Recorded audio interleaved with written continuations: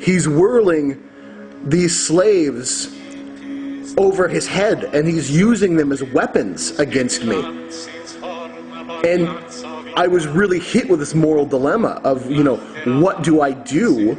Because I don't want to hurt. And even the reptilian slaves, I felt this immense compassion for. And I can't understand. It's the first time I've ever seen reptilian slaves. It's the first time I've seen it. Not that it surprises me, but it was very hard to see it. It's very hard to see it in that place of full transfer into the astral world. So I could see what that was.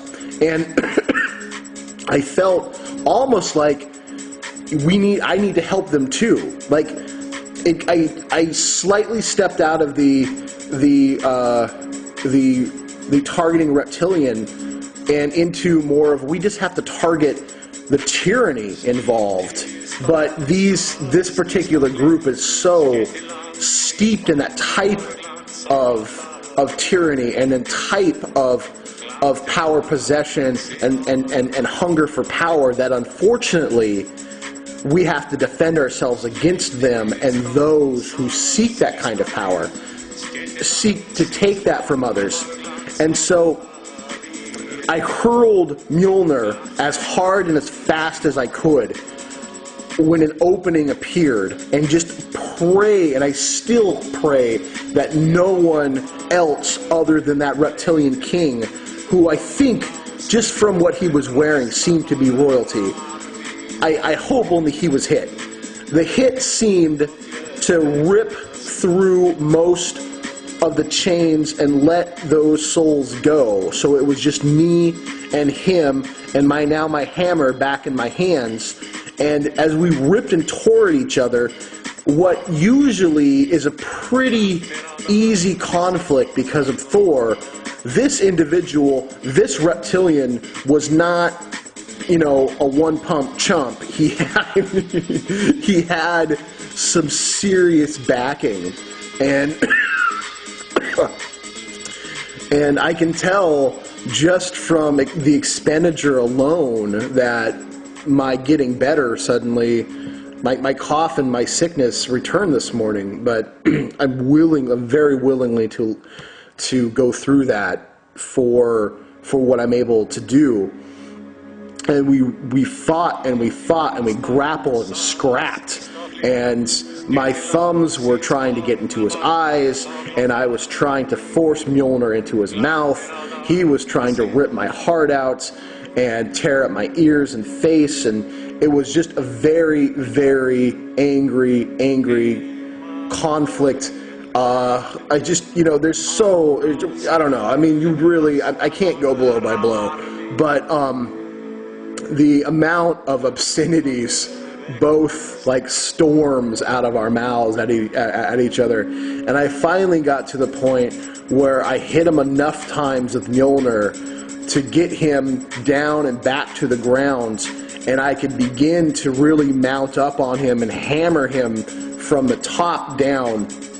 And I got to the point where I could reach behind his head and with my middle and pointer finger get into both his nostrils and start to arch him back, and then grab underneath his chin.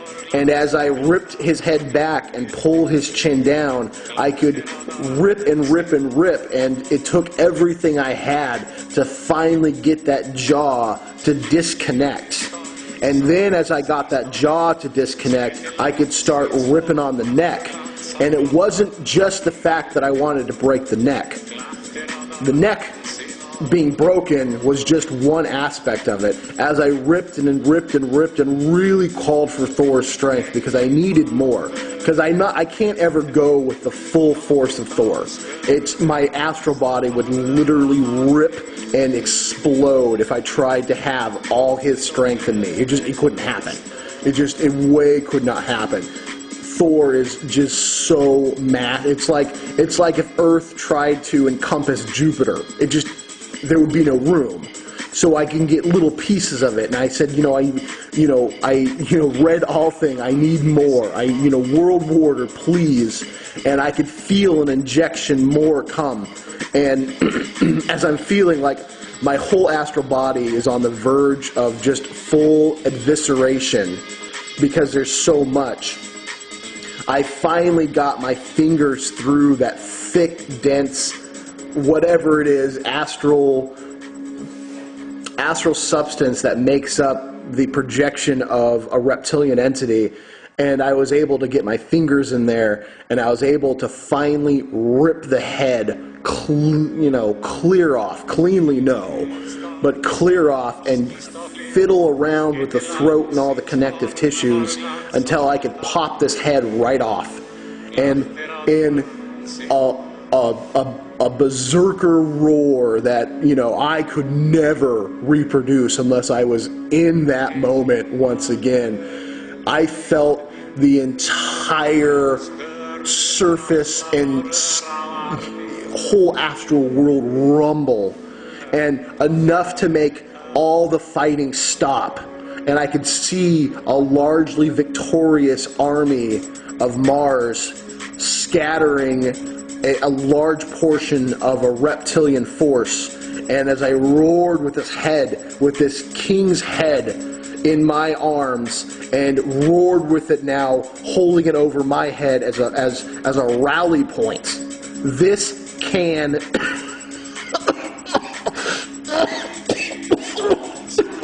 this can happen. It is possible. It is very possible. And everything went into like this brilliant red and white. This light just dazzled out, and suddenly I was standing at the foot of Mars, and I'm holding this head in my hands, and he looks at it, and he reaches down and he takes it from me, and all the skin and all the ooze and all the fluid just dissipated, and here is this reptilian skull, and he puts it on the top of his spear, and he holds it above his head, and he says, "This is the rally point," and shows me this clear image of this reptilian skull pierced and riding on top of his spear. And then for I don't know how long I looked and gazed at that, and then woke up into this physical reality again, and I feel like I've been hit by a truck. But that image is so clear, and I get it now. That is a focal point. And I want everyone to use whatever imagery they want. Whatever it looks like to them is fine. As long as we focus on that image, we can have direct connection and energetic connection to that particular moment. And then as everyone else starts to build up with that connection, you can also then go and help and lead a force against these entities, because the reptilian race is a dying one. Their physical bodies, while they persist for a long, long time, are starting to fail them, and more of them are starting to flood into the interdimensional world, and they have to come to the astral world to do it. And really, this earth is being seeded for an invasion, and it's not necessarily going to be a physical one, but humans are being put into trances. They are being genetically altered and mutated, and it's seemingly for good reasons that we would come up with all this genetic information to boost our physicality into a new realm, but we are really just being fashioned into better hosts for these interdimensional beings, and us being a hijacked race, and sooner or later the only thing of a human that's going to be around is its flesh. Our human souls are not going to be allowed to manifest into human bodies anymore. We are just being seeded for a reptilian an other entity type of invasion, and we're just going to be meat hosts. Our world, our chance exists in the astral world, because once we change that incoming reality, we can even strengthen our efforts here. And I'm saying do both. Fight on the astral world and resist in the physical. If you're sitting around waiting for a pleading army to come and save us, it's the same as waiting around for Jesus to come and save you. It's fucking retarded. It's not going to happen. We are our only hope. We are our only chance. We are our only resistance force. Unless we start developing relations with powerful entities that are beautifully beneficial to humanity, who have been demonized by Christianity because Christianity has been co-opted by the enemy, we are doomed. There is no, you know what, if there is a giant force of Nords coming, if there is a giant force of Octurians coming, sweet. Sweet, they can help us.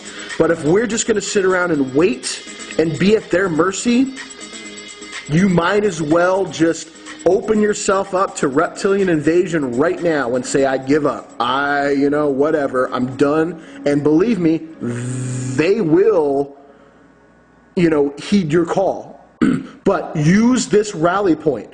Use that image to strengthen your own resolve and then lead your own. If we all use that image of that now decapitated and deceased reptilian entity whose skull dangles on the spear of Mars, all of us have a direct visual link to an astral energy that can literally revolutionize and pull together humanity's strength and will. And we can be the spear holders. And should they charge upon our spears, woe for their stupidity. We're not tracking them down. They are breaking themselves against us. They're coming. Either we hold the spear and hold the line, or we roll over like she-bitch coyotes. It's your choice. I know where I stand.